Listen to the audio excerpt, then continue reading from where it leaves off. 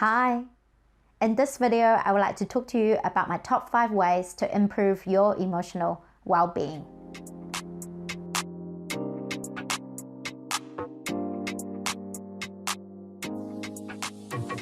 Welcome to SU Coaching, and my name is Suki, and I'm a certified coach based in New Zealand, helping people to find their purpose, improve their self-confidence and self-love. And I used to be an agile coach in technological companies, helping teams and leaders to perform better. So let's get started. The first way to improve your emotional well-being is to sleep well. Sleep is so important. It's probably one of the most important things that you can do for yourself. Because when we don't sleep, or when we have less than optimal sleep, our brain is not functioning. It is only during sleep that our brain is recovering and our tissues are repairing themselves. So during this time, I would really like you to review what is your sleep routine at the moment. How well is your sleep hygiene? Are you turning off the screens before bed? Are you not consuming caffeine in the afternoon or the evening? Are you making your room and your environment relaxed and quite dark so that you can fall to sleep easier? Have a think about how you're having your sleep routine at the moment and adjust some elements so that it helps you to fall asleep and stay asleep for longer. The second way of improving your emotional well-being is to eat well. What we put in our body in terms of food actually affects how we feel. When we eat highly processed and sugary food, we feel sluggish physically. And on top of that, we feel bad that we're putting bad food in our body. I think that a lot of us already know what eating healthy looks like because there are so many resources out there online about what healthy eating is. So I don't think that is actually the problem. I think it's more about what is stopping us from eating healthy. And what is stopping us is often our emotional pain that we're suffering from.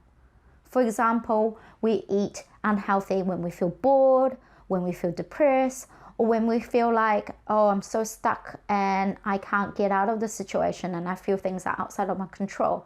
So when you feel emotional pain or suffering, it is actually better for you to face those emotional pains and suffering rather than to go for food for comfort. And I've got a video on what are the self-destructive behaviors that we do and the antidote to that as well, so you can check those out. And the third way to improving your emotional well-being is to exercise, is to move your body. I know that you've heard this so many times because exercise is so good for us. It helps to send oxygen to our brain, it helps to send oxygen to our muscles, and we feel those feel-good chemicals like dopamine and endorphins that will help us to keep going and to de-stress.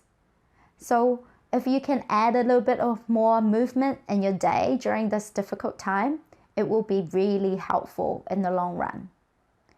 The fourth way to improving your emotional well-being is to be kind to yourself, to allow yourself to rest and to relax. A lot of times when we are faced with a difficult emotion or difficult situation, our body becomes tense and stressed, and all we want to do is to fight or flight. And what I would advise you here is to actually relax. Let yourself rest. Acknowledge that you're suffering and it is okay. And it is much better that we are calming our nervous system down rather than driving ourselves to a state that is not helpful for coping with the situation. So allowing yourself to do the things that you enjoy, allowing yourself to take a power nap during the day, allowing yourself to enjoy some TV that really brings you a lot of fun, all that is okay. Allow yourself to be yourself. The fifth way of being emotionally well is to stay connected with people socially. As humans, we are social beings. We like to feel connected with others that are around us. During this time, it might be really difficult to have physical connection because we're not allowed to do so. But what is still within our control is to replicate those physical connections with people online. we can substitute our normal yoga class or gym class with a class that is on YouTube and share it with our buddies so that we can do it at the same time, so that we still can have those feel-good chemicals and joys that are in our life, so that we can continue on with this journey of being better during this time. So I really hope that this video helps you to stay mentally well during this period. Do leave a comment about what else you would like to see in my videos during COVID-19, and subscribe to my channel and check out my website for coaching programs that I do. Thank you for watching, and I'll see you in the next video.